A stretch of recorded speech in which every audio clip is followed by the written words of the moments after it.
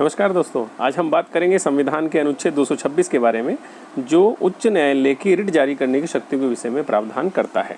तो चलिए देखते हैं इसके विषय में क्या प्रावधान है।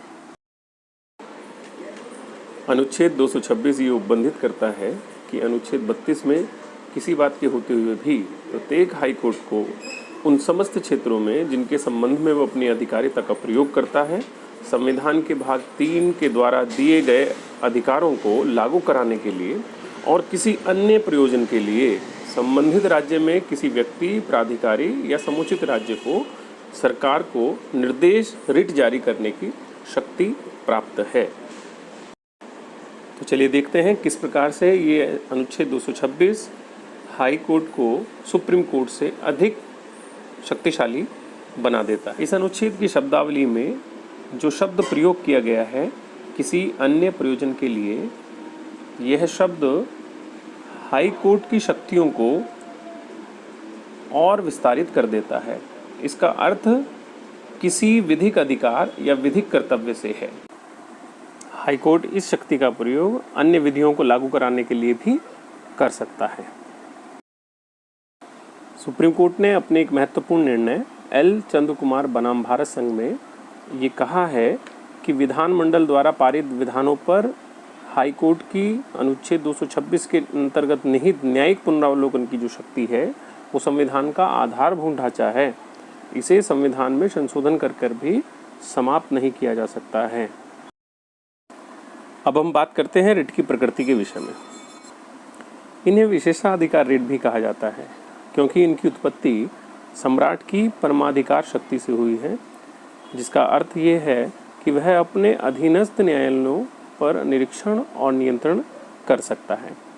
ये रिट आंग्ल न्याय प्रणाली की ही देन मानी जाती है क्योंकि संविधान लागू होने से पहले कलकत्ता, बम्बई और मद्रास प्रेसिडेंसियों के पास भी इस रिट को जारी करने की शक्ति थी। यह शक्ति न्यायालय की मूल अधिकारिता है, न कि निरीक्षण अधिकारिता। अब बात करते हैं आवेदन कौन कर सकता है। तो इस विषय में सामान्यतः प्रावधान यह है कि वही व्यक्ति आवेदन कर सकता है जिसके विधिक अधिकारों को राज्य या किसी व्यक्ति के द्वारा अतिक्रमण किया गया है, परंतु न्यायालय ने कई अन्य मामलों में ये स्पष्ट कर दिया है कि अब कोई भी व्यक्ति या वर्ग विधिक अधिकारों के अतिक्रमण के विरुद्ध उपचार के लिए आवेदन कर सकता है। अखिल भारतीय रेलवे शोषित कर्मचारी संघ बनाम भारत संघ के मामले में सुप्रीम कोर्ट ने ये स्पष्ट निर्णय दिया है कि एक अपंजीकृत संघ भी उपचारों के लिए आवेदन कर सकता है। हम बात करेंगे बंदी प्रत्यक्षीकरण रिट के विषय में। इसे हैबियस कॉर्पस कहा जाता है, जिसका अर्थ होता है निरुद्ध व्यक्ति को न्यायालय के समक्ष प्रस्तुत करना। ये रिट उन व्यक्तियों के विरुद्ध जारी की जाती है जो किसी को बंदी बनाए हुए हैं। इस रिट के द्वारा उन्हें ये आदेश दिया जाता है कि निरुद्ध व्यक्ति को न्यायालय के समक्ष प्रस्तुत करें। सुप्रीम कोर्ट ने कालू सान्याल बनाम जिला मजिस्ट्रेट दार्जिलिंग के मामले में ये अभिनिर्धारित किया कि इस रिट के द्वारा बंदी को न्यायालय में प्रस्तुत करना अनिवार्य तत्व नहीं है।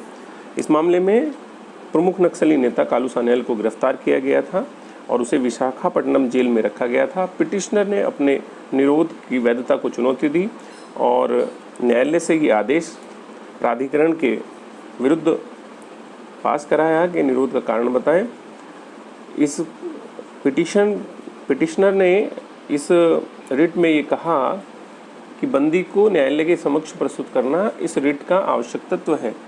अतः न्यायालय ने इस की सुनवाई करते हुए ये निर्णय दिया कि अनुच्छेद 32 के अंतर्गत बंदी प्रत्यक्षीकरण रिट जारी करने के लिए निरुद्ध व्यक्ति को न्यायालय के समक्ष प्रस्तुत करने की आवश्यकता नहीं है। ये एक प्रक्रियात्मक रिट है, इसका संबंध न्याय पद्धति से है, न कि मौलिक विधि से।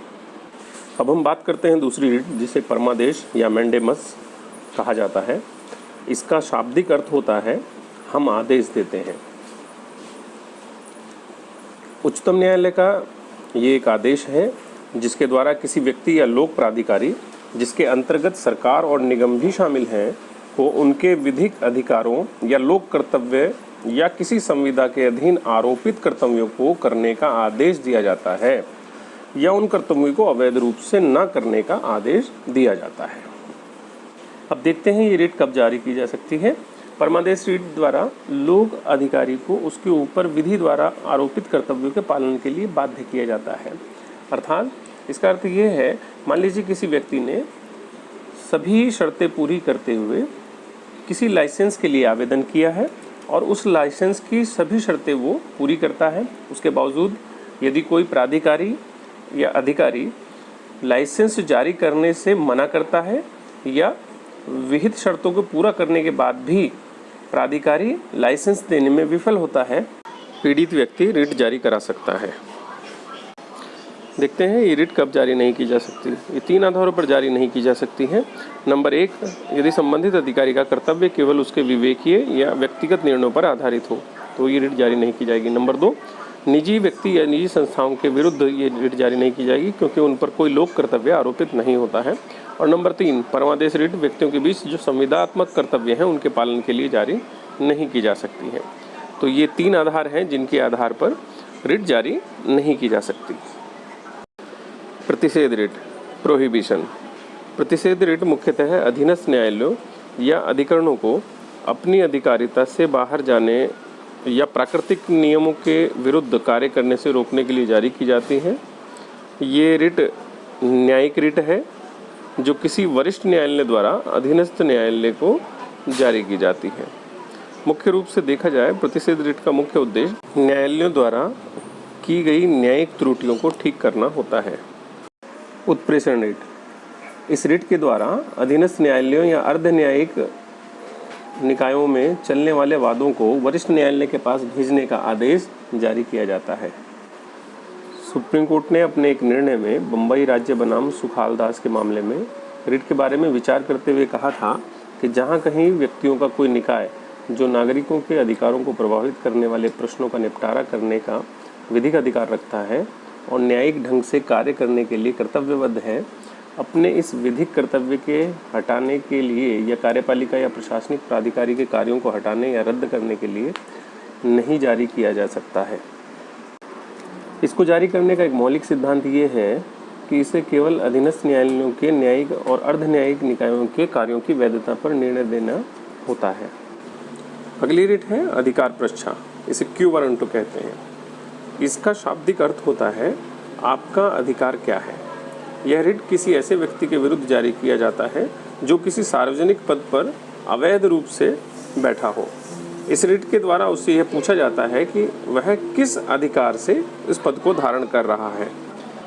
इसका आवेदन 2 आधारों पर किया जा सकता है।